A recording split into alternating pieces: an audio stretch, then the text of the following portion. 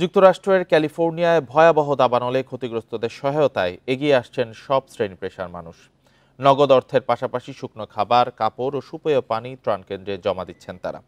যাদের পর্যাপ্ত টাকা নেই তারা স্বেচ্ছাশ্রম দিয়ে সহায়তার হাত বাড়িয়ে দিচ্ছেন। অনুদানের প্রতিশ্রুতি দিয়েছেন হলিউডের সেলিব্রিটিরাও। 250-টিরও বেশি ডিজাইন অপশন নিয়ে ওয়ালটন স্মার্ট ফ্রিজ, বোঝে আপনার প্রয়োজন। ক্যালিফোর্নিয়ার লস অ্যাঞ্জেলেসে দাবানলে ক্ষতিগ্রস্তদের সহায়তায় এগিয়ে আসছে হাজারো মানুষ।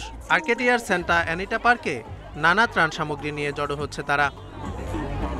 দীর্ঘ লাইনে দাঁড়িয়ে স্বেচ্ছাসেবকদের হাতে সহায়তা তুলে দিচ্ছে সাধারণ মানুষ। নগদ অর্থের পাশাপাশি এসব সহায়তার মধ্যে রয়েছে শুকনো খাবার, কাপড়, পানি ও জরুরি ওষুধ সামগ্রী। এখানকার পরিস্থিতি ভয়াবহ। প্রত্যেকেরই সহায়তার জন্য এগিয়ে আসা উচিত, কারণ পরবর্তীতে আমরা এমন দুর্যোগের শিকার হতে পারি। দুর্গতদের জন্য আমার খুবই খারাপ লাগছে। আমি খুব বেশি টাকা দিতে পারছি না, তাই সময় দিয়ে সহায়তা করছি।